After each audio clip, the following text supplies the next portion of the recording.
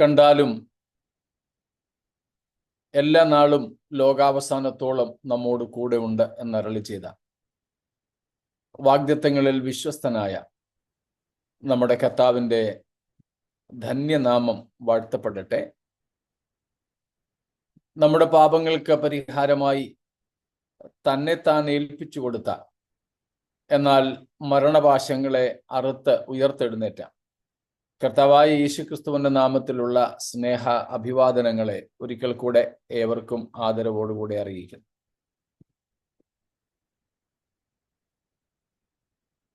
ദൈവത്തിൻ്റെ മഹാകരുണ നമ്മുടെ മേൽ ഇതുവരെയും ദൈവം ദീർഘമാക്കി. ദൈവത്തിൻ്റെ കരുണയും കൃപയും നമുക്ക് ലഭിച്ചു എന്ന് പറഞ്ഞാൽ അതിൻ്റെ അർത്ഥം നമ്മൾ പാസ് മാർക്ക് ഇല്ലാത്തവരാണെന്ന്. പാസ് മാർക്ക് ലഭിക്കുന്നവർക്ക് ഗ്രേസ് മാർക്കിൻ്റെ ആവശ്യമില്ല. ദൈവം നമുക്ക് ഓരോ ദിവസവും ഗ്രേസ് മാർക്ക് തന്ന്, കൃപ തന്ന്, ദയ തന്ന് നടത്തുന്നു. അതിൻ്റെ അർത്ഥം നമ്മൾ ആ ഗ്രേസ്, ആ കൃപ, ആ ദയ കൂടാതെ വിജയികളല്ല എന്നുള്ളതാണ്. ആ ബോധ്യം നമ്മെ നിരന്തരം ഭരിക്കുമാറാകട്ടെ. ദൈവത്തിന് സ്തോത്രം. ശബ്ദം വ്യക്തമാണോ? എന്തെങ്കിലും? ഓക്കെ. ബ്ലൂടൂത്ത് കണക്ട് ചെയ്യണ്ടായല്ലോ. ഓക്കെ, നമുക്ക് ദൈവത്തിൻ്റെ വചനത്തിലേക്ക് നമ്മുടെ ശ്രദ്ധയെ തിരിക്കാം.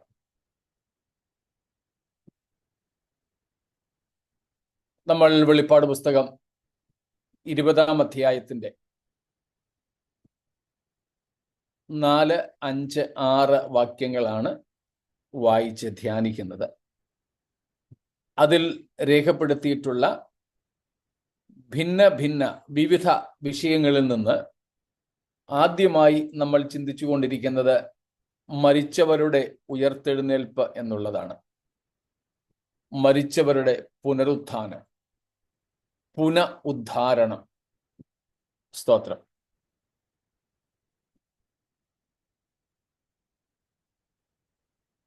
അതിനകത്ത് 2 കാര്യങ്ങൾ നമ്മൾ കണ്ടു.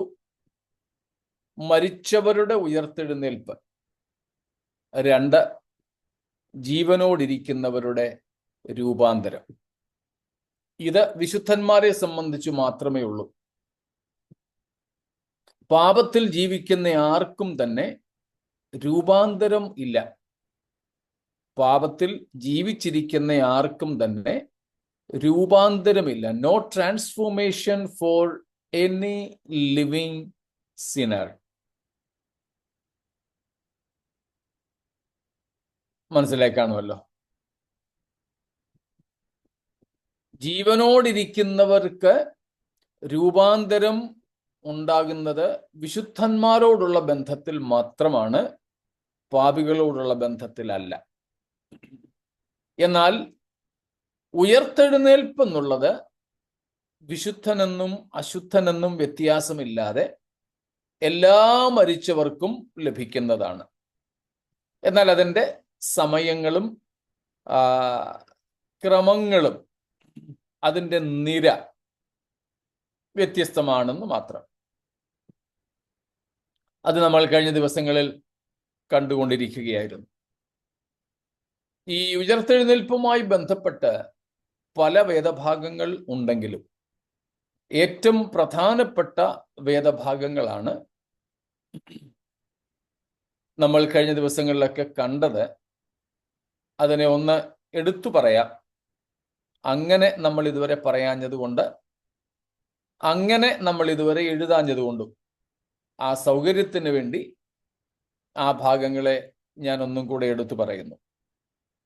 വെളിപ്പാട് പുസ്തകം 20-ാം അധ്യായത്തിൻ്റെ 4 മുതൽ 6 വരെയുള്ള വാക്യങ്ങളും 11 മുതൽ 15 വരെയുള്ള വാക്യങ്ങളും ഈ പറയുന്ന പുനരുത്ഥാനം സകല മരിച്ചവരുടെയും പുനരുത്ഥാനത്തെ കുറിച്ചാണ്.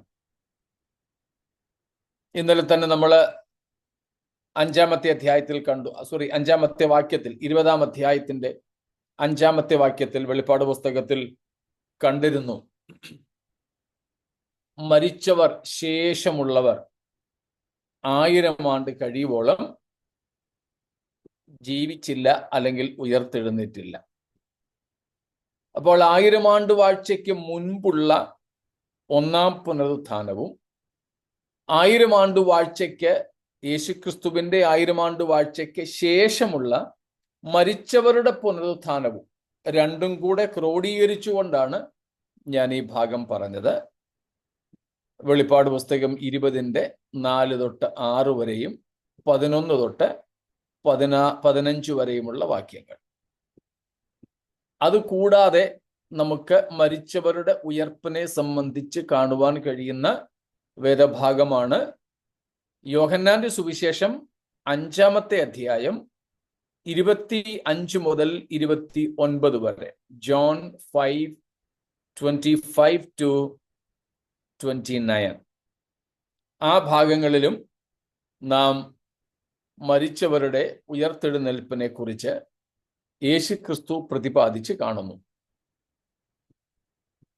അതുപോലെ തന്നെ യോഹന്നാന്റെ സുവിശേഷം 11-ാമത്തെ അധ്യായം, ജോൺസ് ഗോസ്പൽ ചാപ്റ്റർ 11, അവിടെയും യേശുക്രിസ്തു ലാസറിന്റെ ഉയർത്തെഴുന്നേൽപ്പുമായി ബന്ധപ്പെട്ട്, അല്ലെങ്കിൽ ലാസറിന്റെ മരണം, അടക്കം, ഉയർപ്പ് എന്നിവയുമായി ബന്ധപ്പെട്ട് ലാസറിന്റെ സഹോദരി മാർത്തയോട് പറയുന്ന വേദഭാഗങ്ങൾ നമുക്കറിയാം. അതിൻ്റെയും 17 മുതൽക്കുള്ള വാക്യങ്ങളിൽ നമുക്ക് കാണാനായിട്ട് സാധിക്കും. വിശേഷിച്ച് അതിൻ്റെ 25-ാമത്തെ വാക്യത്തിലാണ് പുനരുത്ഥാനവും ജീവനും യേശുക്രിസ്തു തന്നെ എന്ന് കർത്താവ് പ്രഖ്യാപിക്കുന്നത്. അപ്പോൾ അവിടെയും പുനരുത്ഥാനത്തെ സംബന്ധിച്ച് നമുക്ക് കാണുവാൻ സാധിക്കുന്നുണ്ട്. മറ്റൊരു ഭാഗമാണ് യേശുക്രിസ്തു തന്നെ പറഞ്ഞ മത്തായിയുടെ സുവിശേഷം 22-ാമത്തെ അധ്യായം. ആ ഭാഗങ്ങളും നമ്മൾ കഴിഞ്ഞ ദിവസം വായിച്ചതും പഠിച്ചതുമാണ്. എന്നാൽ പഠന സൗകര്യാർത്ഥം ഒന്നും കൂടെ ഓർപ്പിക്കുന്നതേ ഉള്ളൂ. മത്തായി 22-ാമത്തെ അധ്യായം, അതിൻ്റെ 23 മുതൽ 33 വരെയുള്ള വാക്യങ്ങൾ. മാത്യു 22:23 to 33. അവിടെയും പുനരുത്ഥാനത്തെക്കുറിച്ച് കർത്താവ് പറയുന്നുണ്ട്. അപ്പം ഈ ഭാഗങ്ങളൊക്കെ യേശു കർത്താവ് ഉയർത്തെഴുന്നേൽപ്പിനെ കുറിച്ച് പറയുന്ന ഭാഗങ്ങളാണ്. ഇത് കൂടാതെ ഉയർപ്പുമായി ബന്ധപ്പെട്ട് പ്രധാനപ്പെട്ട ഭാഗമാണ് കൊരിന്ത്യർക്കുള്ള 1-ാം ലേഖനം 15-ാമത്തെ അധ്യായം. ആ അധ്യായം ഏതാണ്ട് എല്ലാം തന്നെ, ആ അധ്യായം മുഴുവനും തന്നെ മരിച്ചവരുടെ ഉയർത്തെഴുന്നേൽപ്പിനെ സംബന്ധിച്ച് പറയുന്ന അധ്യായമാണ്.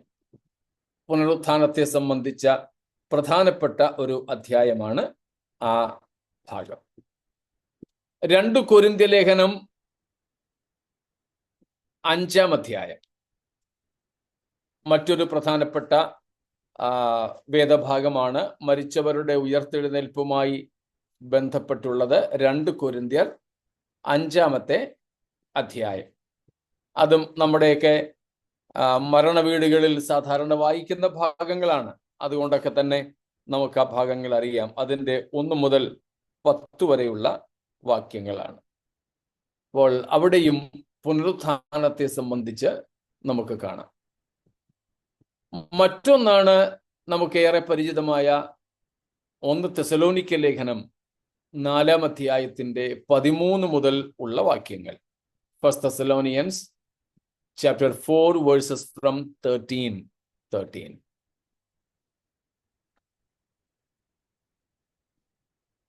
അതുപോലെ തന്നെ പ്രധാനപ്പെട്ട ഒരു ഭാഗമാണ് ഫിലിപ്പിയർക്കുള്ള പൗലോസിന്റെ ലേഖനം 1-ാം അധ്യായം 21 മുതൽ 23 വരെ. Philippians chapter 1, 21 to 23.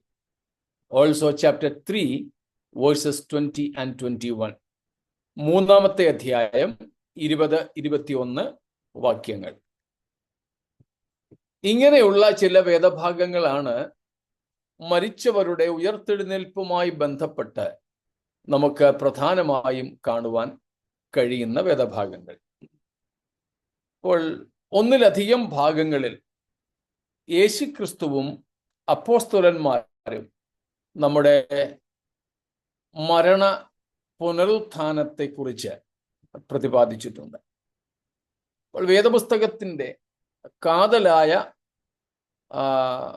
ഉപദേശങ്ങളിൽ ഒന്നാണ് മരിച്ചവരുടെ പുനരുത്ഥാനത്തിലുള്ള വിശ്വാസം.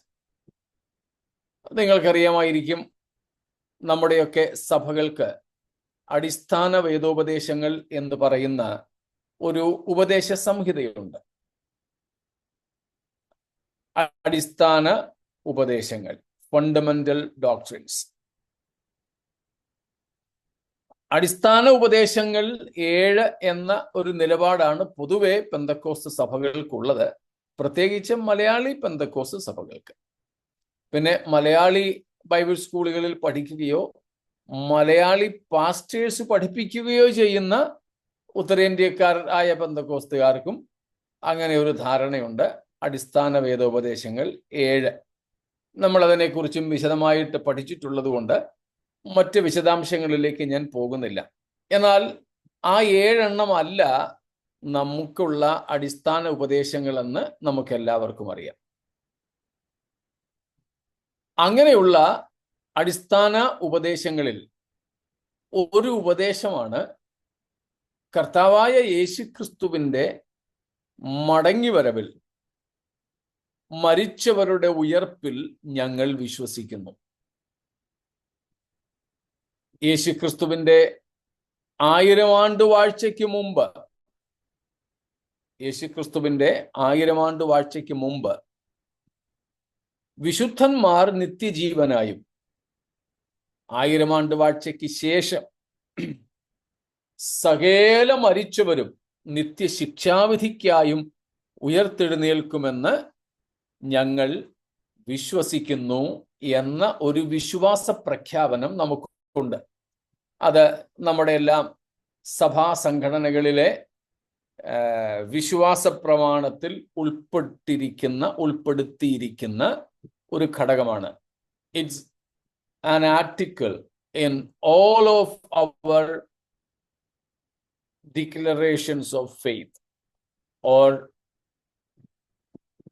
faith, the creed of our faith, that we believe in the resurrection, the first resurrection of the dead saints in Christ for eternal glory and eternal life, as well as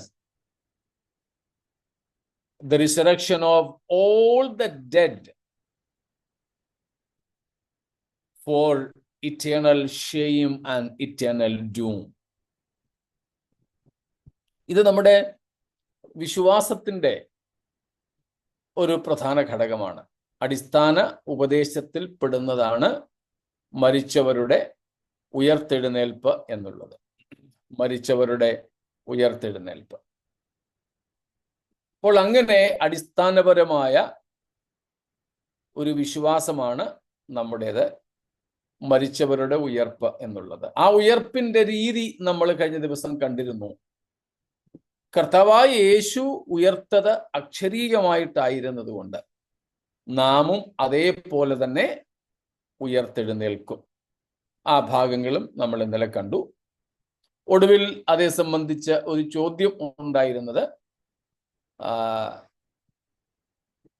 ഈ അധോലോകം എന്ന് പറയുന്നത് ഭൂമിയുടെ കീഴ്ഭാഗം തന്നെയാണോ എന്ന ആ ചോദ്യം ഇന്ന് വളരെ പ്രസക്തമായിട്ടുള്ളൊരു ചോദ്യമാണ്. കാരണം ശാസ്ത്രം നമ്മെ പഠിപ്പിക്കുന്നത്, വേദപുസ്തകം നമ്മോട് പറയുന്നത് പോലെ തന്നെ ഭൂമി ഒരു ഗോളമാണ്. ആ ഗോളത്തിന്റെ ആകൃതിയൊക്കെ നമുക്കറിയാം. ഇത് ഒരു സയൻസ് ക്ലാസ്സോ ഭൂമിശാസ്ത്ര പഠനമോ ഒന്നും അല്ലാത്തത് കൊണ്ട് ആ വിശദാംശങ്ങളിലേക്ക് ഞാൻ പോകുന്നില്ല. നാം എല്ലാവരും അറിയുന്നു, ഇന്ന് ലോകം മുഴുവനും അറിയുന്നു, ഭൂമി ഉരുണ്ടതാണ്, ഗോളാകൃതിയിലുള്ളതാണ്. അപ്പോൾ അതിനെ കുഴിച്ചു ചെന്നാൽ എന്താണ്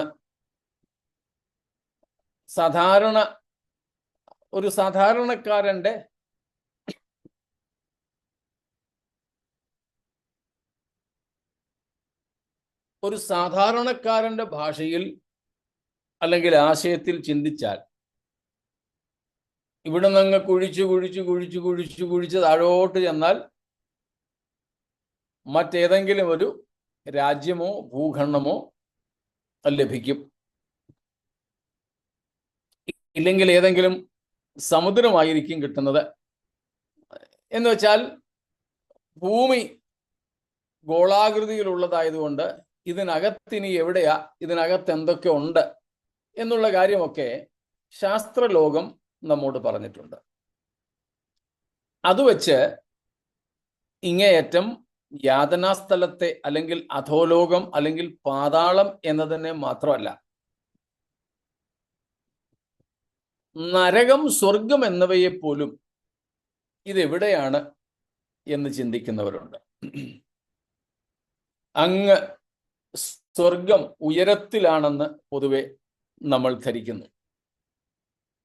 സ്വർഗം അങ്ങ് ഉയരത്തിലാണ്. ഞാൻ എൻ്റെ കണ്ണ് പർവ്വതങ്ങളിലേക്ക് ഉയർത്തുന്നു. യേശുക്രിസ്തു സ്വർഗാരോഹണം ചെയ്തു, സ്വർഗത്തിലേക്ക് ആരോഹണം ചെയ്തു, കയറിപ്പോയി. ഉയരത്തിൽ നിന്ന് ശക്തി ലഭിക്കുവോളം ഇങ്ങനെയൊക്കെയുള്ള ധാരാളം പ്രയോഗങ്ങൾ നമുക്ക് ബൈബിളിലുണ്ട്, എല്ലാ ലോക മതങ്ങളിലുമുണ്ട്. അപ്പം ഈ നിലയിൽ സ്വർഗം അങ്ങ് നമ്മുടെ തലയ്ക്ക് മീതെയും നരകം നമ്മുടെ കാൽപാദങ്ങൾക്ക് കീഴെയും എന്നൊക്കെയുള്ള സാധാരണമായ ഒരു ചിന്താഗതിയാണ് നാം എല്ലാവരും വെച്ചു പുലർത്തുന്നത്. എന്നാൽ ഈ ഭൂമിയുടെ അവസ്ഥകളെ കുറിച്ച് പഠിച്ചിട്ടുള്ള അല്പമെങ്കിലും സയൻസിന്റെ, ശാസ്ത്രത്തിന്റെ, വിജ്ഞാനത്തിന്റെ ഭാഗങ്ങളുള്ളവർക്ക് ആ ഒരു പാരമ്പര്യ വിശ്വാസം അംഗീകരിക്കുവാൻ പ്രയാസമാണ്.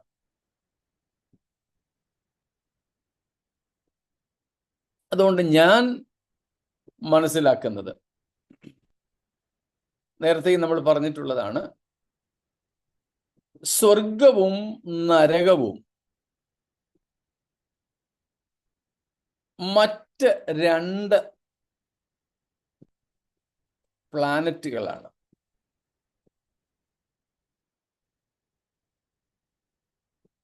പ്ലാനറ്റ്, ഗോളം അല്ലെ?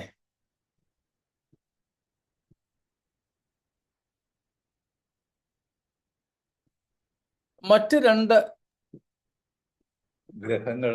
ഗ്രഹങ്ങൾ, താങ്ക് യു, ഗ്രഹങ്ങളാണ്. കാരണം ഭൂമി മാത്രമല്ലല്ലോ ഒരു പ്ലാനറ്റ്, ഒരു ഗ്രഹം. മറ്റ് ധാരാളം ഗ്രഹങ്ങളുണ്ട്. നവഗ്രഹങ്ങൾ എന്നായിരുന്നു കുറച്ചു കാലം മുമ്പ് വരെ അറിയപ്പെട്ടിരുന്നത്. കുറച്ചു നാളിന് മുമ്പ് അതിലൊന്നിനെ അസാധുവാക്കി. ശാസ്ത്രലോകം അതിലൊന്നിനെ അസാധുവാക്കി. അപ്പോൾ പറയുന്നു വേറെ ചിലതിനെ കണ്ടുപിടിച്ചു. ഏതായാലും ശാസ്ത്രലോകം തന്നെ സമ്മതിക്കുന്ന ഒരു കാര്യമുണ്ട്. ശാസ്ത്രത്തിന്റെ കണ്ടുപിടുത്തങ്ങൾ അതിൽ തന്നെ അന്ത്യമല്ല, അല്ലെങ്കിൽ അവസാന വാക്കല്ല. അടുത്ത ഒരു അറിവ് ലഭിക്കുന്നത് വരെ ഇപ്പോഴത്തെ അറിവിനെ ശരിയെന്ന് ധരിക്കുന്നതാണ് ശാസ്ത്രത്തിന്റെ രീതി. അതുകൊണ്ട് ഇന്ന് ശരിയെന്ന് പറഞ്ഞ സത്യങ്ങളെ നാളെ അങ്ങനെ അല്ലെന്ന് തിരുത്തി പറയാൻ ശാസ്ത്രത്തിന് ഒരു മടിയുമില്ല. പക്ഷേ വേദപുസ്തകത്തിന് അങ്ങനെയല്ല. ഉച്ച വരെ ശരിയായിരിക്കുന്നത് ഉച്ച കഴിയുമ്പം തെറ്റത്തില്ല. സ്തോത്രം. അപ്പം ഒന്നിലധികം ഗ്രഹങ്ങൾ ഉണ്ടെന്നുള്ളത് ഉറപ്പാണ്. സയൻസ് അത് അംഗീകരിക്കുന്നു. എല്ലാവർക്കും അറിയാം. ചിലതിനെയൊക്കെ നമ്മൾ തന്നെ സ്വന്തം കണ്ടുകൊണ്ട് കാണുന്നുമുണ്ട്. ചിലപ്പോൾ തൊട്ടു നോക്കാൻ പറ്റിയില്ലെന്നിരിക്കും ചിലത്. പക്ഷേ നമുക്കതിൻ്റെ രുചി അറിയാൻ പറ്റുന്നുണ്ട്. അതിൻ്റെ ടേസ്റ്റ്, ചൂടാണോ തണുപ്പാണോ നനഞ്ഞിരിക്കുമോ എന്നൊക്കെ അറിയാൻ നമുക്ക് കുഴപ്പമില്ല. എന്ന് വെച്ചാൽ ഇതര ഗോളങ്ങളുണ്ട്, ഇതര ഗ്രഹങ്ങളുണ്ട് എന്നുള്ളത് യാഥാർത്ഥ്യമാണ്. ശാസ്ത്രത്തിന്റെ മുമ്പിലായാലും മതത്തിന്റെ മുമ്പിലായാലും. ശാസ്ത്രം അവകാശപ്പെടുമോ ഇതുവരെ കണ്ടുപിടിച്ചിട്ടുള്ള ഗ്രഹങ്ങൾ മാത്രമേ ഉള്ളൂ എന്ന്? ശാസ്ത്രത്തിന് ഇത്രേ ഉള്ളൂ എന്ന് തീർത്ത് പറയാൻ പറ്റുമോ? ഇല്ല. ഇല്ല പാസ്. സ്തോത്രം.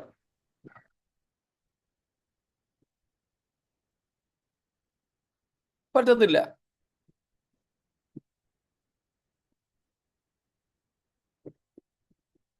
സൂര്യനെ ചുറ്റുന്ന നമ്മുടെ ഈ സൗരയൂഥത്തിൽ, ഇൻ അവർ സോളാർ സിസ്റ്റം, ഈ സൗരയൂഥത്തിൽ സൂര്യനെ ചുറ്റുന്ന 8 ഗ്രഹങ്ങളെ കുറിച്ച് ഇന്ന് ശാസ്ത്രലോകം പറയുന്നു.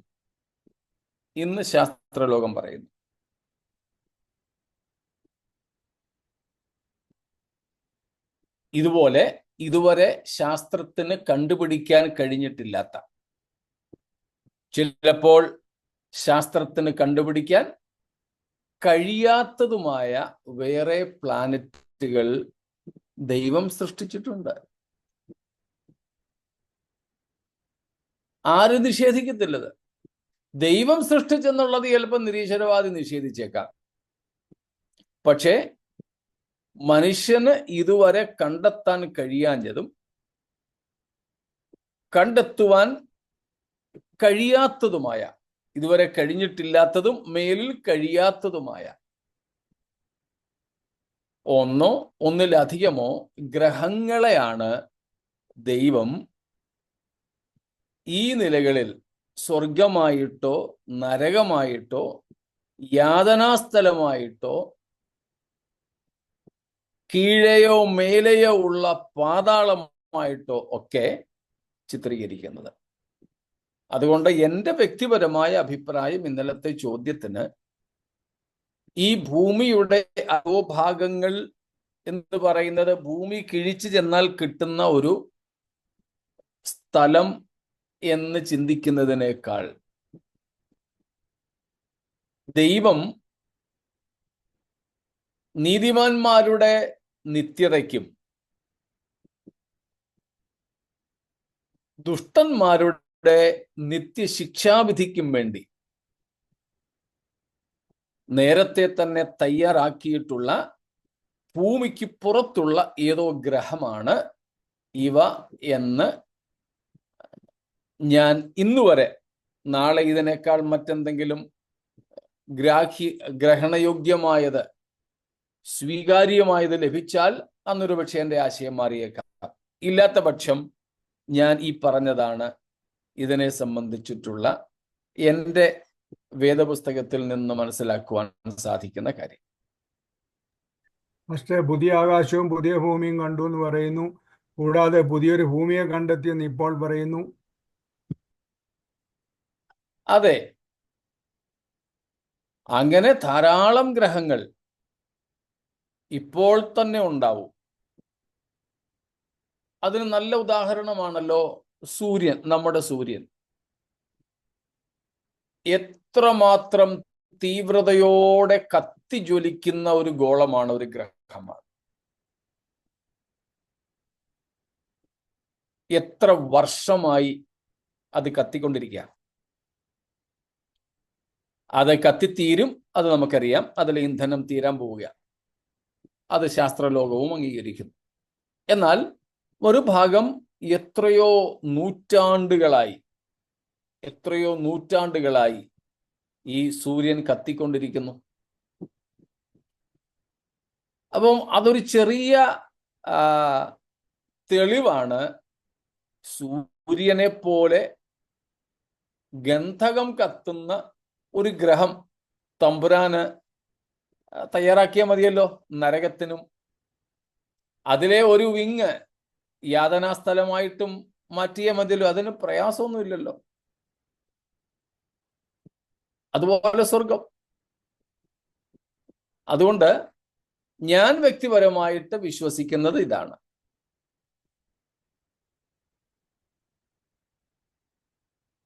ബൈബിൾ ഭൂമിയുടെ അധോഭാഗങ്ങളെന്നും പാതാളമെന്നുമൊക്കെ വിളിക്കുന്നു. എന്നാൽ അത് അക്ഷരീയമായി ഭൂമിയുടെ ആഴക്കുഴിച്ച് ചെല്ലുന്ന ഒരു സ്ഥാനം എന്ന് ചിന്തിക്കുന്നതിനേക്കാൾ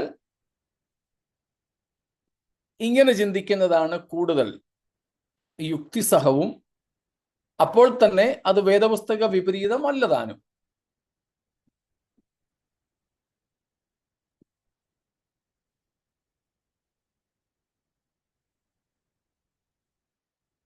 യെശയ്യാ പ്രവചനത്തിൽ നമ്മൾ മുമ്പ് വായിച്ചിട്ടുണ്ട്. ഈ നരകത്തെ സംബന്ധിച്ച് എഴുതിയിട്ടുള്ള ഒരു വേദഭാഗം.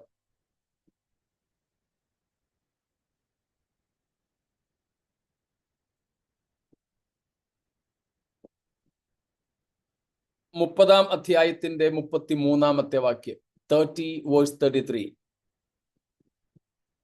പണ്ട് തന്നെ ഒരു ദഹനസ്ഥലം ഒരുക്കിയിട്ടുണ്ടല്ലോ, അത് രാജാവിനായിട്ടും ഒരുക്കിയിരിക്കുന്നു.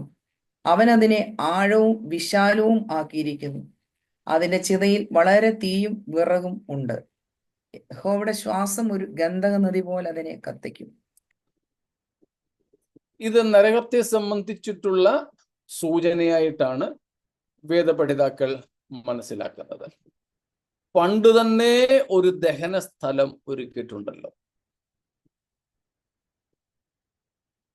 അവിടെ വിറകും തീയും എന്നൊക്കെ പറയുന്നത് നമ്മള് കഞ്ഞി വെക്കുന്ന വിറകിനെ കുറിച്ചൊന്നും അല്ല. അതുകൊണ്ടാ താഴെ പറയുന്നത് യഹോവയുടെ ശ്വാസം ഒരു ഗന്ധക നദി പോലെ അതിനെ കത്തിക്കുന്നു. യഹോവയുടെ ശ്വാസം. അപ്പൊ ദൈവം ഇത് പണ്ടേ തയ്യാറാക്കിയിരിക്കുക. ഈ ഭൂമിയിലായിരുന്നു ഈ ദഹനസ്ഥലം അല്ലെങ്കിൽ നരകം എന്നൊക്കെ പറയുന്നതെങ്കിൽ 1000 ആണ്ട് വാഴ്ച കഴിഞ്ഞ് ന്യായവിധിയും കഴിഞ്ഞ് മരണത്തെയും നീക്കിക്കളഞ്ഞ ശേഷം, മരണം എന്ന് പറഞ്ഞാൽ അറിയാമല്ലോ, ഒടുക്കത്തെ ശത്രു. അപ്പം മരണം ഉൾപ്പെടെയുള്ള സകല ശത്രുക്കളെയും നീക്കിക്കളഞ്ഞ ശേഷം പത്രോസ് അപ്പോസ്തലൻ പറയുന്നത് പോലെ ഇന്ന് നമ്മൾ കാണുന്ന ആകാശവും ഭൂമിയുമെല്ലാം കത്തിയഴിയും. ഈ ഭൂമിയിലായിരുന്നു ഈ നരകമെങ്കിൽ ആ കത്തിയഴിയുന്ന സമയത്ത് ഈ നരകവും കത്തി അഴിഞ്ഞു പോയേനെ. അതുകൊണ്ടും കൂടെ നമുക്ക് മനസ്സിലാക്കാം ഈ ഭൂമിക്ക് പുറത്താണത്. മറ്റൊരു തെളിവും കൂടെ തന്നാൽ, ദൈവം എവിടെയാ വസിക്കുന്നത്? Where does God abide? What is God's habitation? ദൈവത്തിന്റെ നിവാസ സ്ഥലം ഏതാണ്, എന്താണ്?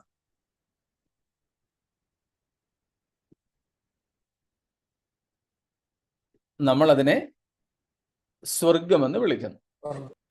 സ്വർഗം സ്വർഗം യഹോവയുടെ സ്വർഗമാകുന്നു. അവൻ ഭൂമിയെ മനുഷ്യപുത്രന്മാർക്ക് കൊടുത്തിരിക്കുന്നു. സങ്കീർത്തനത്തിൽ നമ്മൾ അങ്ങനെയാ വായിക്കുന്നത്. അപ്പോൾ യഹോവയുടെ സ്വർഗം, ഈ സ്വർഗം ഈ പ്രപഞ്ചത്തിനകത്താണോ? അകത്തായിരിക്കുമോ?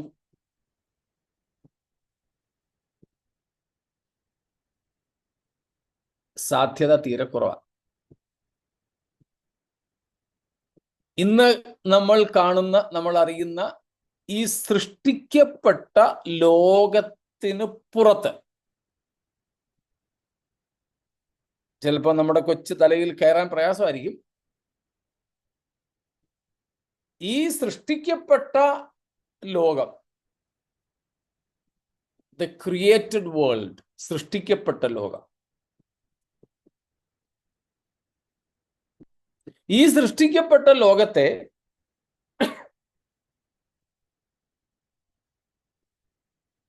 ഒതുക്കി നിർത്തിയിട്ട് അതിനും പുറത്ത് ഈ ബ്രഹ്മാണ്ടത്തിൽ, ഈ അഖിലാണ്ടത്തിൽ, സൃഷ്ടിക്കപ്പെട്ട ലോകത്തിൽ ഒതുങ്ങാത്തവനായി നമ്മുടെ ദൈവം ഇതിനും പുറമേ, ഇതിനും മീതെ വസിക്കുന്നു. അപ്പോൾ യഹോവയുടെ സ്വർഗമെന്ന് പറയുന്നത് ഈ പ്രപഞ്ചത്തിനകത്ത് ഒതുങ്ങണം എന്നില്ല.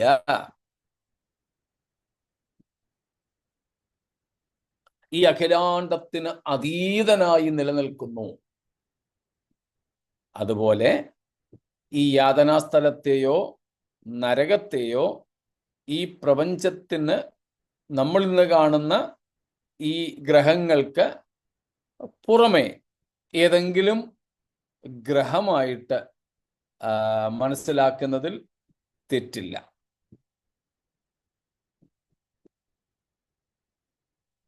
വ്യക്തമായോ?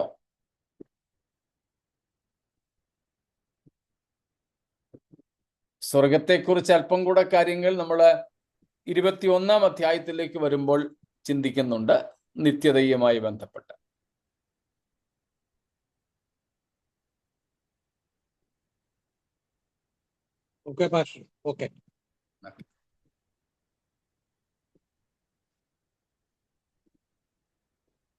എങ്കിൽ നമുക്ക് അടുത്ത ഭാഗത്തേക്ക് പോകാം. അതായത് പുനരുത്ഥാന ശരീരത്തിന്റെ പ്രത്യേകതകൾ. അതിൽ 8-10 നമ്മൾ നേരത്തെ ചിന്തിച്ചിരുന്നല്ലോ. അത് കൂടാതെയുള്ള ചില പൊതുവായ സംഗതികളാണ് നമ്മളിവിടെ നോക്കുന്നത്. അതിൽ ഒന്നായിരുന്നു നമ്മൾ എടുത്തു കണ്ടത് അക്ഷരീയമായ ഒരു ശരീരം, ഒരു ലിറ്ററൽ ബോഡി. ആ ശരീരത്തിന്റെ പ്രത്യേകതകൾ പലതും നമ്മൾ കണ്ടു. ഒറ്റ വാക്കിൽ, that would be a spiritual body, ഒരു ആത്മീയ ശരീരം. അതെല്ലാം നമ്മൾ 8-10 കാര്യങ്ങൾ 1 കൊരിന്ത്യർ 15 നിന്നും കണ്ടപ്പോൾ പഠിച്ചതായതുകൊണ്ട് ആവർത്തിക്കാതെ വിടുന്നു. അത് കൂടാതെ ഈ പുനരുത്ഥാന ശരീരത്തിന്റെ ചില പ്രത്യേകതകൾ. അതിൽ ഒരു കാര്യം നമുക്ക് ആദ്യമേ തന്നെ പറയാം. ഈ പുനരുത്ഥാന ശരീരത്തിന്റെ പ്രത്യേകതകളെ പൂർണ്ണമായും നമുക്ക് കർത്താവ് വെളിപ്പെടുത്തി തന്നിട്ടില്ല. ആദ്യമേ തന്നെ അതൊരു ജാമ്യമായിട്ടല്ല, okay, it's not as a bail but a truth. 1 John 3:2, 1 Yohannan 3:2 വായിച്ചാട്ടെ. പ്രിയമുള്ളവരെ, നാം ഇപ്പോൾ ദൈവമക്കളാകുന്നു. നാം ഇന്നത് ആകും എന്ന് ഇതുവരെ പ്രത്യക്ഷമായില്ല. അവൻ പ്രത്യക്ഷനാകുമ്പോൾ നാം അവനെ താൻ ഇരിക്കും പോലെ തന്നെ കാണുന്നതാകൊണ്ട് അവനോട് സദൃശന്മാരാകുമെന്ന് നാം അറിയുന്നു. ഇപ്പോൾ നാം ദൈവമക്കളാണ്, എന്നാൽ ഇന്നതാകുമെന്ന് ഇതുവരെ പ്രത്യക്ഷമായിട്ടില്ല. അപ്പൊ യോഹന്നാൻ പറയുന്നത്, ഇപ്പോൾ നാം രക്ഷിക്കപ്പെട്ടു, ദൈവമക്കളായിരിക്കുന്നു, ഒത്തിരി കാര്യങ്ങളൊക്കെ ഉണ്ട്. പക്ഷേ ഭാവിയിൽ ആത്യന്തികമായി നമ്മൾ എന്തായി തീരും എന്നത് ഇതുവരെ പ്രത്യക്ഷമായിട്ടില്ല.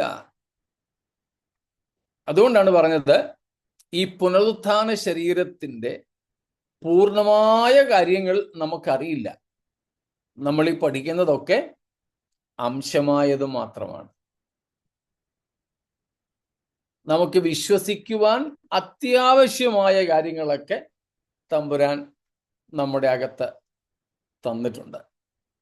വിശ്വസിക്കാൻ അത്യാവശ്യമായത്, വിശ്വസിക്കുവാൻ പര്യാപ്തമായിട്ടുള്ളത് എല്ലാം ഒന്നും കർത്താവ് നമുക്ക് വെളിപ്പെടുത്തി തന്നിട്ടില്ല. അതാണ് യോഹന്നാൻ പറഞ്ഞത്, ഇപ്പോൾ നമ്മൾ ദൈവമക്കളാണ്, ഇനി എന്താകും എന്നത് ഇതുവരെ പ്രത്യക്ഷമായിട്ടില്ല. ഇതുപോലെ പുനരുത്ഥാന ശരീരത്തിന്റെ പൂർണ്ണമായ പ്രത്യേകതകൾ നമുക്ക് അറിഞ്ഞുകൂടാ. ഇറ്റ്സ്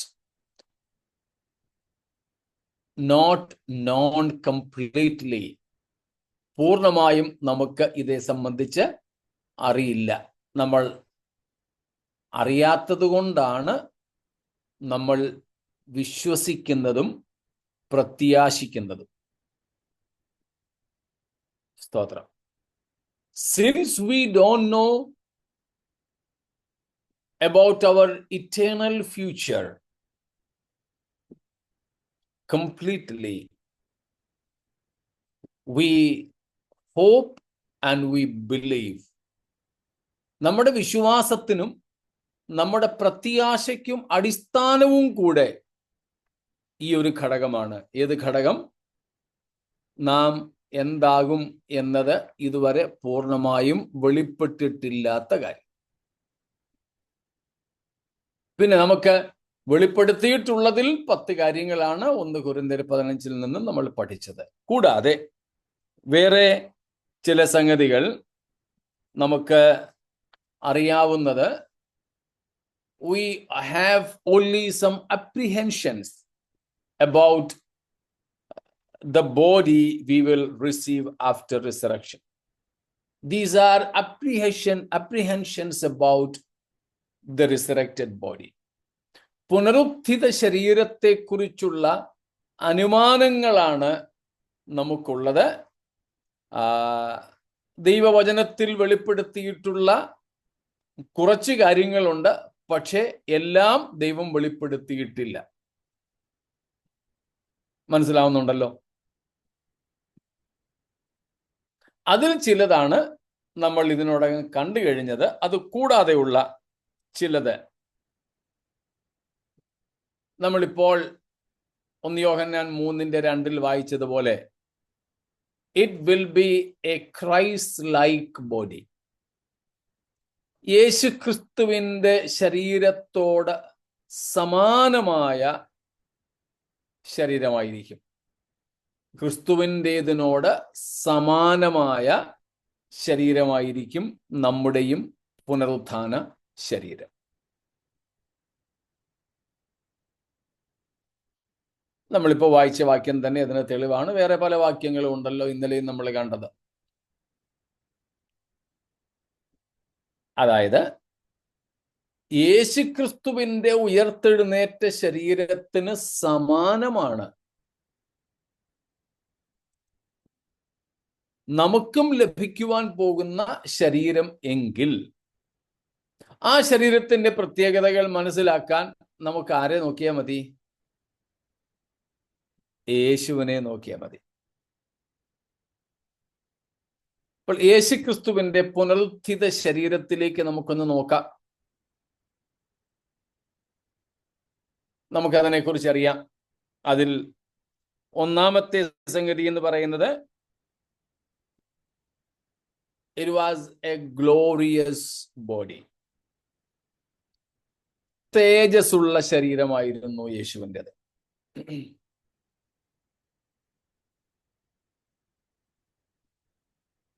സ്തോത്രം. മറ്റൊരു പ്രത്യേകതയാണ്, ആ ശരീരത്തിന് യാത്ര ചെയ്യാൻ വാഹനങ്ങളുടെ ആവശ്യമില്ല. The resurrected body doesn't need any conveyance for travel. യാതൊരു മാധ്യമവും ഇല്ലാതെ സഞ്ചരിക്കുവാൻ കഴിയുന്ന ശരീരമാണ് പുനരുത്ഥാന ശരീരം. ഇന്ന് ശാസ്ത്രലോകത്തിനറിയാവുന്ന ഏറ്റവും വേഗത്തിൽ സഞ്ചരിക്കുന്നത് പ്രകാശമാണ്, ലൈറ്റ്.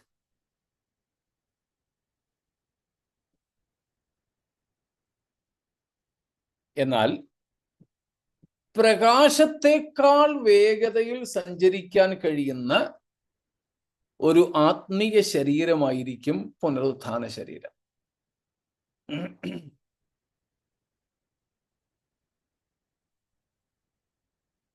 ഫ്ലൈറ്റ് വേണ്ട, ട്രെയിൻ വേണ്ട, ബൈക്ക് വേണ്ട, സൈക്കിൾ വേണ്ട, ഒന്നും വേണ്ട. ബീക്കനൊക്കെ വെച്ച സൈറനൊക്കെ അടിച്ചുകൊണ്ട് പോകുന്ന വാഹനങ്ങളെ നമ്മൾ കണ്ടിട്ടുണ്ടല്ലോ. കൊടിവെച്ച തമ്പ്രാന്മാർ, കൊടിവെച്ച ഏമാനന്മാർ. യജമാനൻ എന്നുള്ളതാണ് ചുരുങ്ങി ഏമാനെന്നായത് കേട്ടോ. നമ്മുടെ നാട്ടിലെ ഏമാൻ എന്ന് വെച്ചാൽ യജമാനൻ, സാറേന്ന്, സാറ്.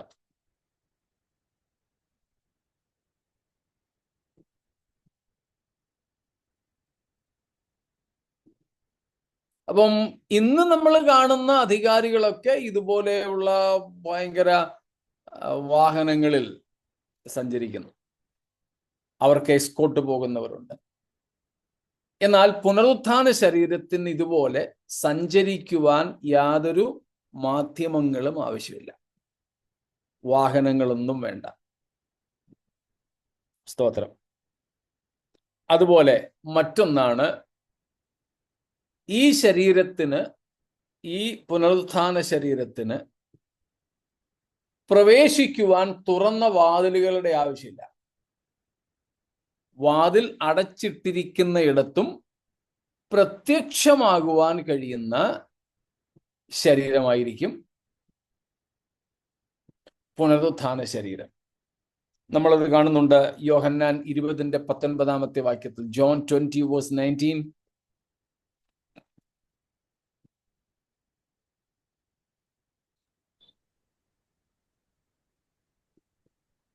ആഴ്ചവട്ടത്തിന് 1-ാം നാളായ ആ ദിവസം നേരം വൈകിയപ്പോൾ ശിഷ്യന്മാർ ഇരുന്ന സ്ഥലത്തെ യഹൂദന്മാരെ പേടിച്ചു വാതിൽ അടച്ചിരിക്കെ യേശു വന്ന് നടുവിൽ നിന്നുകൊണ്ട് നിങ്ങൾക്ക് സമാധാനം എന്ന് അവരോട് പറഞ്ഞു. വാതിൽ അടച്ചിരിക്കെ യേശു അകത്തു വന്നു.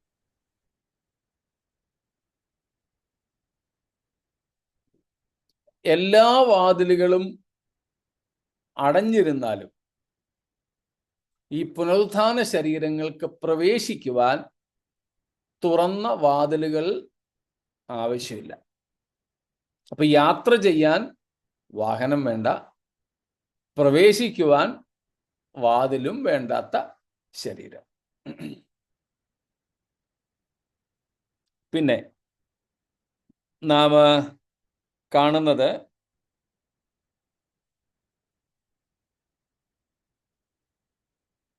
ബാക്കി 10 ഗുണഗണങ്ങൾ നമ്മൾ പഠിച്ചല്ലോ, അതിനകത്തുണ്ടായിരുന്നതാണ്. അതുകൊണ്ട് ആ 10-ൽ നിന്ന് വ്യത്യസ്തമായിട്ടുള്ളതല്ല. നശിപ്പിക്കപ്പെടാൻ കഴിയാത്ത ഒരു ശരീരമാണത്. Immutable, indestructible. വെടിവെക്കാൻ ഒക്കത്തില്ല, ചുട്ടുകൊല്ലാൻ പറ്റില്ല,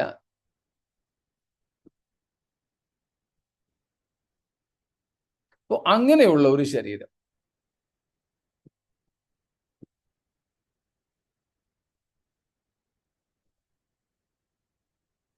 അല്ലായിരുന്നെങ്കിൽ യേശുക്രിസ്തു വരുമ്പം പിന്നെയും ഇവരെല്ലാം കൂടെ വേണേ ക്രൂശിച്ചേനെ. തമാശയ്ക്ക് ആൾക്കാർ പറയാറുണ്ട് യേശു വരത്തില്ലെന്ന് ഇങ്ങോട്ടങ്ങ്. തമാശയ്ക്ക് ക്രൂശിന്റെ ഒന്നും അർത്ഥം അറിഞ്ഞുകൂടാത്തവരാ പറയുന്നത്. അതിനവർ പറയുന്നത് അന്ന് വന്നപ്പം യേശുവിന് വേണ്ടി ഒരു കുരിശേ അവർ ഉണ്ടാക്കിയുള്ളൂ, ഇപ്പം എവിടെ നോക്കിയാലും കുരിശാണ്.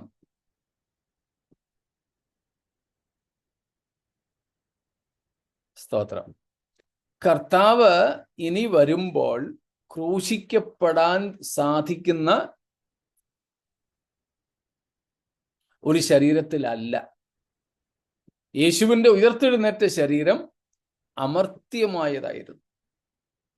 ഇതുപോലെ നശിപ്പിക്കപ്പെടാൻ കഴിയാത്ത, കൊല്ലുവാൻ കഴിയാത്ത,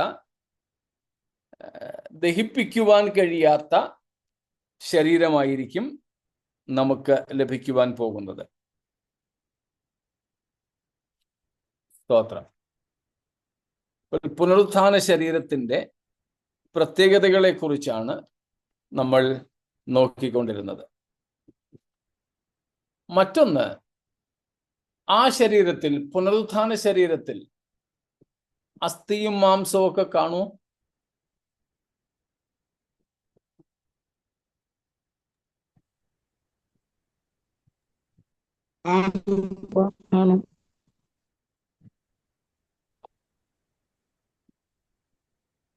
ഫിസിക്കൽ ബോഡി ആണെങ്കിൽ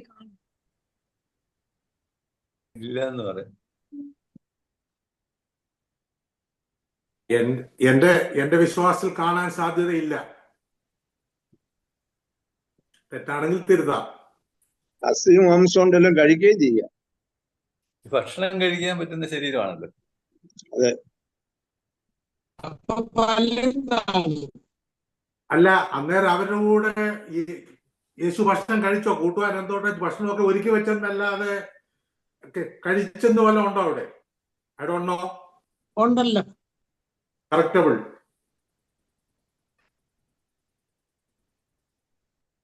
ലൂക്കോസ് 24:39, ലൂക്ക് 24:39.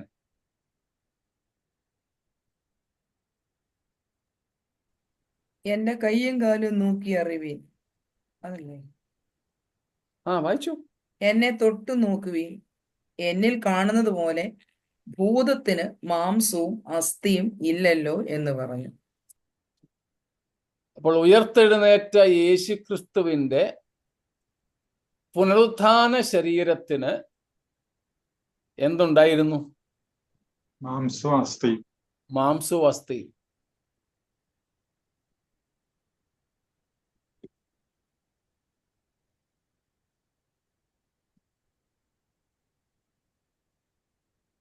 അപ്പോൾ പിന്നെ 1 കൊരിന്ത്യർ 15:50 തെറ്റുവോ? സഹോദരന്മാരെ, മാംസരക്തങ്ങൾക്ക് ദൈവരാജ്യം അവകാശമാക്കുവാൻ കഴിയുകയില്ല. അവിടെ പറയുന്ന മാംസരക്തം അത് ദ്രവത്വമുള്ളതാണ്. എന്നാൽ യേശുക്രിസ്തുവിന്റെ പുനരുത്ഥാന ശരീരം പൗലോസ് പറയുന്നത് പോലെ, 1 കൊരിന്ത്യർ 15 പറയുന്നത് പോലെ, ഈ ദ്രവത്വമുള്ളത് അദ്രവത്വത്തെ പ്രാപിച്ചു. അപ്പോൾ ആ ശരീരത്തിന് രക്തത്തിന്റെ ആവശ്യമില്ല. നമുക്കിന്ന് ജീവിച്ചിരിക്കാൻ രക്തം വേണം.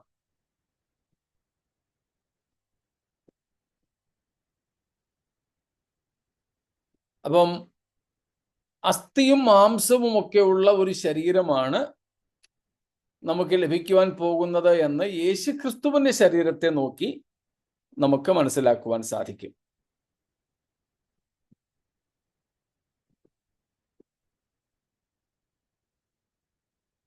അതുപോലെ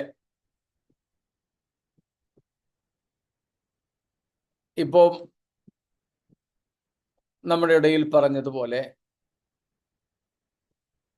ഭക്ഷണം കഴിക്കാൻ സാധിക്കുന്ന ശരീരമാണ്.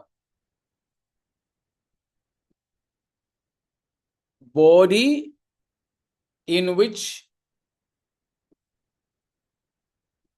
eating any food is possible.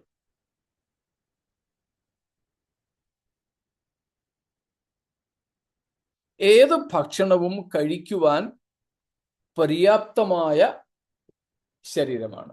അപ്പോൾ തന്നെ ഓർക്കുക, there is no need of eating food. ഭക്ഷണം കഴിക്കേണ്ട ആവശ്യമില്ല, എന്നാൽ ഭക്ഷണം കഴിക്കാം. ഇന്ന് നമ്മൾ ഭക്ഷണം കഴിക്കുന്നത് ആവശ്യമുള്ളതുകൊണ്ട്, കൊതിയുമുണ്ട്, ആവശ്യമുണ്ട്. ഇത് രണ്ടുമാണ് ഇന്ന് നമ്മളുടെ ഭക്ഷണം കഴിപ്പിക്കുന്നത്. ഭക്ഷണം കഴിച്ചില്ലെങ്കിൽ നമ്മൾ ബലഹീനരാകും. പട്ടിണി മരണം സംഭവിക്കും, പട്ടിണി മരണം. എന്നാൽ ആ ശരീരം, അതിൽ ഭക്ഷണം കഴിക്കേണ്ട ആവശ്യം ഇല്ല. അതായത് തേജസ്കരിക്കപ്പെട്ട രൂപാന്തരപ്പെട്ട ശരീരമായതുകൊണ്ട് നമുക്ക് ശ്വസിക്കാൻ പ്രാണവായു വേണ്ട. അതുകൊണ്ട് ഓക്സിജൻ നമുക്ക് ലഭിക്കുന്നതിനും അതീതമായ ഒരു സ്ഥലത്തേക്ക് നമുക്ക് പോകാം. ഓക്സിജൻ വേണ്ട, ഭക്ഷണം വേണ്ട. ഈ അദ്രവത്വമുള്ളതായതുകൊണ്ട് ഭക്ഷണം വേണ്ട. എന്നാൽ നമുക്ക് എന്ത് ചെയ്യാം? ഭക്ഷണം കഴിക്കാം. യേശു കർത്താവ് അന്ത്യ അത്താഴ സമയത്ത് ശിഷ്യന്മാരോട് പറഞ്ഞു, നിങ്ങളോടുകൂടെ സ്വർഗരാജ്യത്തിൽ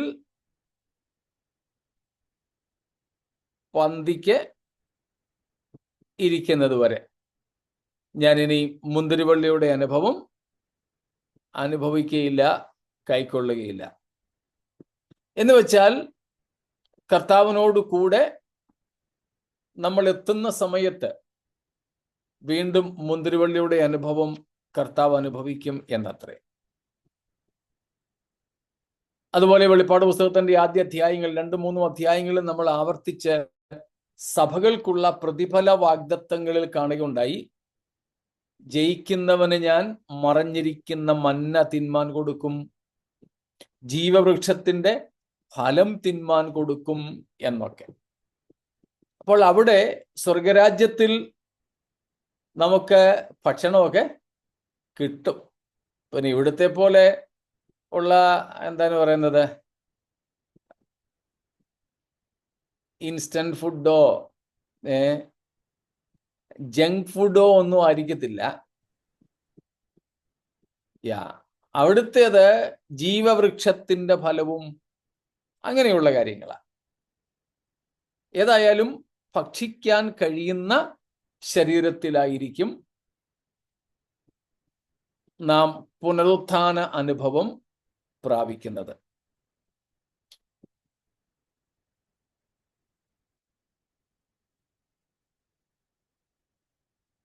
യേശു കർത്താവിന്റെ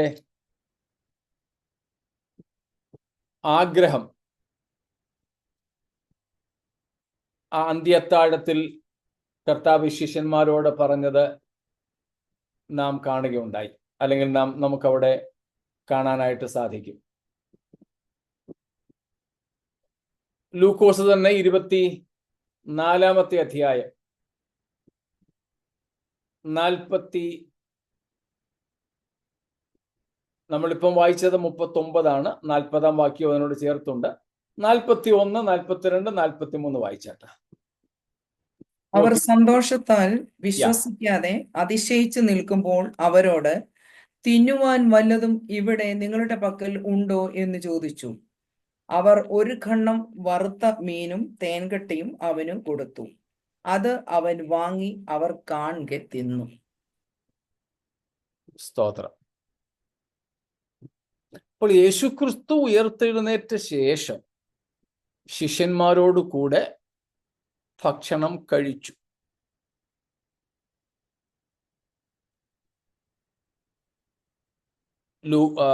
യോഹന്നാൻ 21-ാം അധ്യായത്തിൽ കർത്താവ് ചോദിച്ചതുപോലെ ഒരു ചോദ്യമാണ് ഇവിടെ ചോദിക്കുന്നത്. അവിടെ മീൻ പിടിച്ചുകൊണ്ടിരുന്നവരോടാ ചോദിച്ചത്, കുഞ്ഞുങ്ങളെ കൂട്ടുവാൻ വല്ലതും ഉണ്ടോ. ഇവിടെ ഉയർത്തെഴുന്നേറ്റ യേശുവിനെ ഒരു ഭൂതം എന്ന നിലയിൽ കണ്ടപ്പോൾ യേശു കർത്താവ് അവരോട് പറഞ്ഞു, 1-ാം ഭാഗം 39-ാം വാക്യത്തിൽ നമ്മൾ കണ്ടു, ഭൂതത്തിന് മാംസവും അസ്ഥിയും ഒന്നും ഇല്ലല്ലോ, നിങ്ങൾ എന്നെ തൊട്ടു നോക്കാം. അപ്പോൾ ഒരു അക്ഷരീക ശരീരമായിരുന്നു യേശുവിൻ്റെത്. ഉയർത്തെഴുന്നേറ്റ യേശുവിൻ്റെ ശരീരം അക്ഷരീക ശരീരമായിരുന്നു. തൊട്ടു നോക്കാൻ കഴിയുന്ന തരത്തിൽ, കാണാനും തൊടാനും കഴിയുന്ന തരത്തിലുള്ള അക്ഷരീക ദേഹമായിരുന്നു യേശുവിൻ്റെത്. വ്യത്യാസം തേജസ്കരിക്കപ്പെട്ടത്, അദ്രവത്വമുള്ളത്, അമർത്യമായത് എന്നൊക്കെയുള്ളത്. ആ ശരീരത്തിൽ യേശുവിന് ഭക്ഷിക്കേണ്ട ആവശ്യമില്ലായിരുന്നിട്ടും ശിഷ്യന്മാരോടുകൂടെ ഭക്ഷണം കഴിച്ചു. അങ്ങനെ ഭക്ഷിക്കാൻ സാധിക്കുന്ന ഒരു ശരീരമായിരിക്കും നമ്മുടേത്. അതുകൊണ്ട് ജീവവൃക്ഷത്തിന്റെ ഫലം ഉൾപ്പെടെ ഉള്ളതൊക്കെ നമുക്ക് കഴിക്കാനും പറ്റും. ചിലരൊക്കെ ചോദിക്കാറുണ്ട്, അപ്പോ ഭക്ഷിക്കാൻ സാധിക്കുമെങ്കിൽ ഇന്നത്തേതുപോലെ നമുക്ക് ഡൈജസ്റ്റീവ് സിസ്റ്റം എല്ലാം ഉണ്ടാകുമോ? ദഹനവ്യൂഹ വ്യവസ്ഥ മുഴുവനും ഉണ്ടായിരിക്കുമോ? ഇന്ന് നമ്മുടെ ശരീരത്തിൽ അനാറ്റമി അനുസരിച്ച് എൻ്റെ അറിവിൽ 7 മേജർ സിസ്റ്റംസ് ആണ് ഉള്ളത്, അല്ലേ? ഡോക്ടേഴ്സും നഴ്സസും ഒക്കെ ഉണ്ടല്ലോ നമ്മുടെ കൂട്ടത്തിൽ. 7 വ്യവസ്ഥകളാണ് നമ്മുടെ ശരീരത്തിനുള്ളത്. അതിലൊന്ന് ഈ ഡൈജസ്റ്റീവ് സിസ്റ്റം. അതിനകത്ത് ഭക്ഷണം കഴിക്കുന്നതും അതിൽ കുറച്ച് ശരീരം ആഗിരണം ചെയ്യുന്നതും ബാക്കിയുള്ളതൊക്കെ പുറന്തള്ളുന്നതും ഒക്കെയായ കാര്യമുണ്ട്. അതുകൊണ്ട് നമുക്ക് എവിടെ പോയാലും റെസ്റ്റ് റൂം അല്ലെങ്കിൽ വാഷ്റൂം അല്ലെങ്കിൽ ടോയ്ലറ്റ് ഒക്കെ വേണം. അപ്പൊ ചിലരൊക്കെ ചോദിക്കാറുണ്ട്, അങ്ങനെയാകുമ്പം സ്വർഗത്തിൽ ടോയ്ലറ്റ് കാണുമോ? യുക്തിപരമായ ചോദ്യമാണ്. അതുപോലെ പുനരുത്ഥാന ശരീരത്തിന് ഇന്നത്തേതുപോലെയുള്ള ഡൈജസ്റ്റീവ് സിസ്റ്റമും അതിൻ്റെതായ അവയവങ്ങളുമെല്ലാം കാണുമോ? ന്യായമായ ചോദ്യമാണ്, തെറ്റൊന്നും പറയാനൊക്കത്തില്ല. എന്നാൽ ഉത്തരം നമുക്ക് ബൈബിള് അതൊന്നും എഴുതി വെച്ചിട്ടില്ല. ഇതൊന്നും രക്ഷയെ ബാധിക്കുന്ന കാര്യവുമല്ല. എന്നാൽ നമുക്ക് മനസ്സിലാക്കാൻ സാധിക്കുന്നത്, ആ പുനരുത്ഥാന ശരീരത്തിൽ ഭക്ഷണം കഴിക്കാമെങ്കിൽ പോലും അവിടെ പുറന്തള്ളാനായിട്ടൊന്നുമില്ല. വിയർപ്പുൾപ്പെടെ നാം ഭക്ഷിക്കുന്നതിൻ്റെ എന്തെങ്കിലും അവശിഷ്ടങ്ങളും ഉച്ഛിഷ്ടങ്ങളും പുറന്തള്ളാൻ അവിടെ ഒന്നുമില്ലാത്തത് കൊണ്ട് ഇന്നത്തേതുപോലെയുള്ള ഒരു ഡൈജസ്റ്റീവ് സിസ്റ്റം, ദഹനവ്യൂഹ വ്യവസ്ഥയും അതിൻ്റെ എല്ലാ അവയവങ്ങളും അതിൻ്റെ സൗകര്യത്തിന് വേണ്ട കക്കൂസും കുളിമുറിയും ഒന്നും നിത്യതയിൽ വേണ്ട.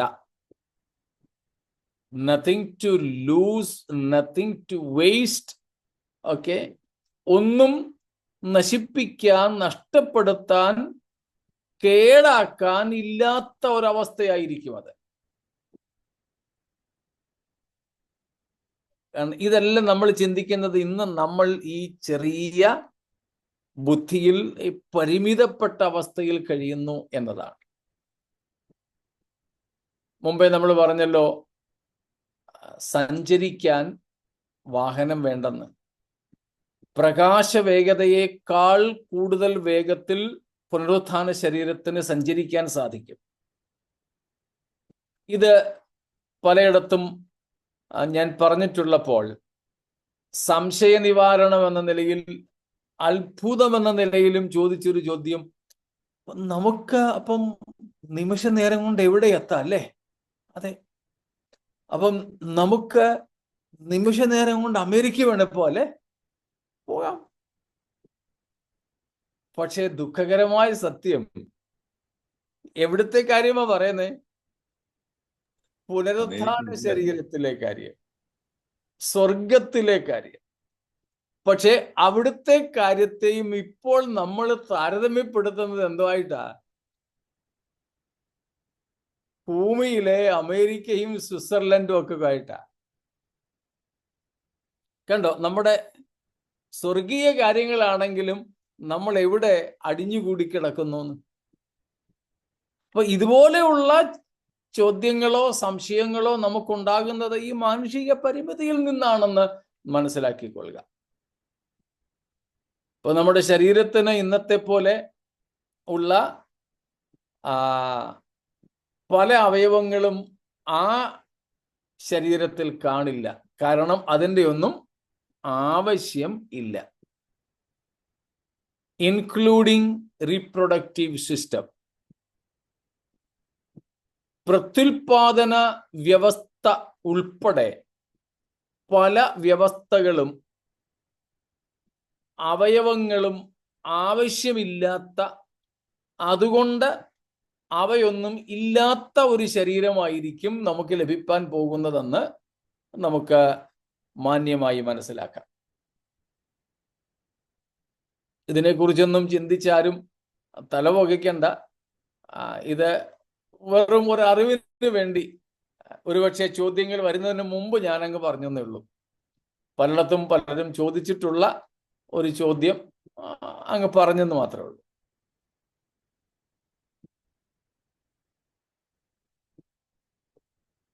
അപ്പൊ അതുകൊണ്ടാണ് യേശു കർത്താവ് പറഞ്ഞത്, മുമ്പേ നമ്മൾ പറഞ്ഞ മത്തായി 22-ാമത്തെ അധ്യായത്തിന്റെ 30-ാമത്തെ വാക്യത്തിൽ,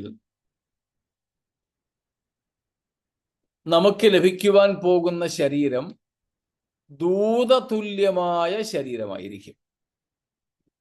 ഏഞ്ചൽ ലൈക്ക് ബോഡി, ദൂതന്മാരുടേതിന് സമമായ ശരീരം. അതിനകത്ത് യേശുക്രിസ്തു പറയുന്ന ഒരു കാര്യമുണ്ട്. വിവാഹത്തിന്, എടുത്തെങ്കിൽ വായിച്ചോളൂ. പുനരുത്ഥാനത്തിൽ വിവാഹം കഴിക്കുന്നില്ല, വിവാഹത്തിന് കൊടുക്കപ്പെടുന്നതുമില്ല, സ്വർഗത്തിലെ ദൂതന്മാരെ പോലെ അത്രേ ആകുന്നു. സ്വർഗത്തിലെ ദൂതന്മാരെ പോലെ അത്രേ ആകുന്നു.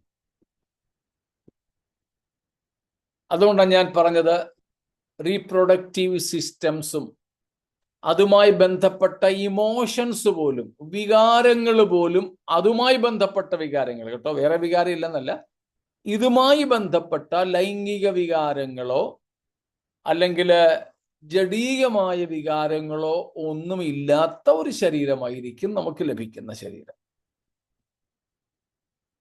ഇപ്പൊ ക്രിസ്തുവിൻ്റെതിനോട് സമമായത്, ദൂതതുല്യമായത്, ക്രിസ്തുവിനോട് സമമായതുകൊണ്ട് സഞ്ചരിക്കാൻ വാഹനം ആവശ്യമില്ലാത്തത്, വാതിലടച്ചിട്ടിരിക്കുന്ന മുറിക്കകത്തും അനായാസേന പ്രത്യക്ഷപ്പെടാൻ കഴിയുന്നതായ ശരീരം, അതുപോലെ അസ്ഥി മാംസങ്ങളുള്ള ശരീരം, രക്തമല്ല അസ്ഥിയും മാംസവുമുള്ള ശരീരം, അതായത് അക്ഷരീക ശരീരം, ഭക്ഷിക്കുവാൻ കഴിയുന്ന ശരീരം. അപ്പോൾ തന്നെ ഈ പറയപ്പെട്ട ശാരീരിക വ്യവസ്ഥകൾ പലതും ഇല്ലാത്തതും ആവശ്യമില്ലാത്തതുമായ ശരീരം. അപ്പം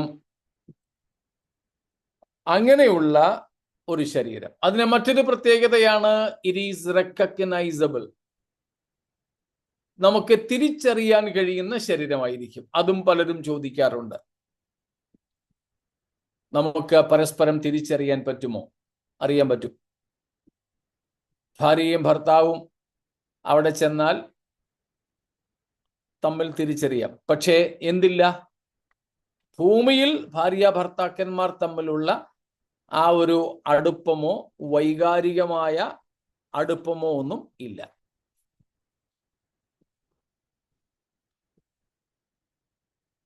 റെക്കഗ്നൈസബിൾ, തിരിച്ചറിയാൻ പറ്റുന്ന ശരീരമാണ്. അതാണ് നാം മത്തായി 17 4 വാക്യത്തിൽ കാണുന്നത്. Matthew 17:4, on the mount of transfiguration.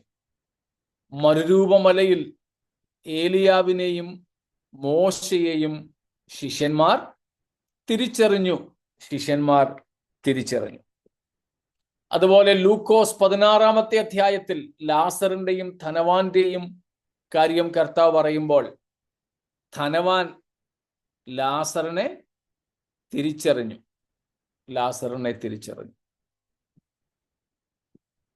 അപ്പം പരസ്പരം തിരിച്ചറിയാൻ കഴിയുന്ന ശരീരമാണ്. അപ്പോൾ ചിലപ്പോൾ ചോദ്യം വരും, യേശുവിനെ എന്തുകൊണ്ട് അവർ തിരിച്ചറിഞ്ഞില്ല? അത് കർത്താവ് അവരുടെ കണ്ണുകൾക്ക് അത് മറച്ചു വെച്ചിരുന്നു എന്നാണ് കാണുന്നത്. ലൂക്കോസ് 24 അധ്യായത്തിൽ നമ്മളത് കാണുന്നുണ്ട്. യേശുവിനെ തിരിച്ചറിയാതിരിക്കുവാൻ കർത്താവ് അവരുടെ കണ്ണുകളെ കുരുടാക്കിയിരുന്നു. അല്ലാതെ തിരിച്ചറിയാൻ വയ്യാഴികയല്ല, തിരിച്ചറിയാൻ പറ്റും.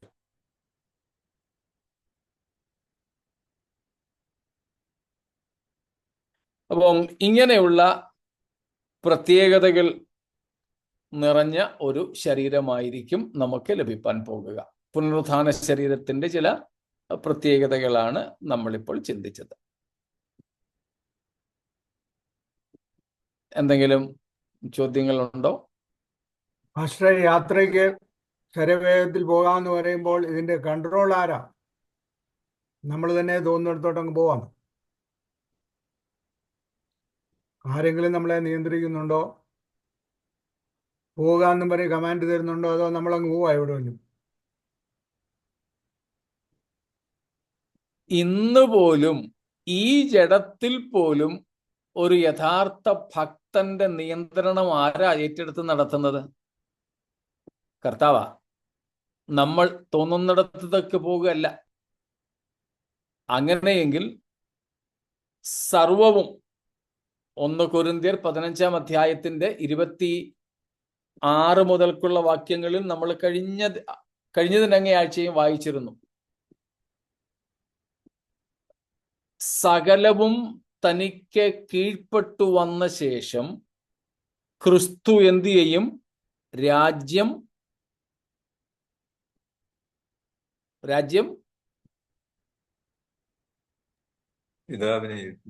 പിതാവായ ദൈവത്തെ ഏൽപ്പിച്ചിട്ട് പുത്രൻ താനും, കിട്ടിയില്ലേ? അല്ലെങ്കിൽ പറഞ്ഞോ, തനിക്ക് കീഴാക്കി കൊടുത്തവന് കീഴ്പ്പെട്ടിരിക്കും. അവിടെ വേറെ ആരുടെയും ഇഷ്ടം നടക്കുന്നില്ല. ഒറ്റ ഒരാളിന്റെ ഇഷ്ടം,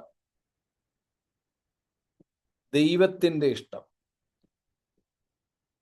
അത് പിതാവ്, പുത്ര, പരിശുദ്ധാത്മാവാം ത്രിയേക ദൈവമാണ് അവിടുത്തെ സമ്പൂർണ്ണ ദൈവം.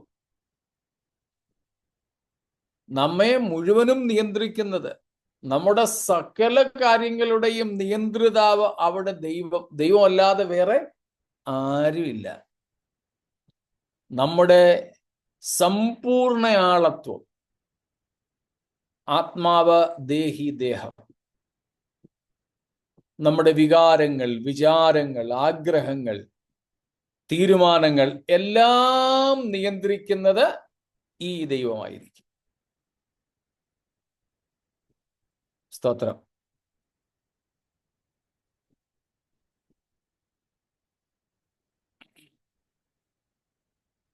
ഓക്കെ.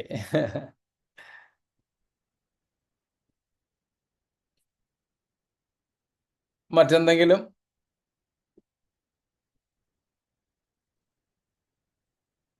സ്തോത്രം.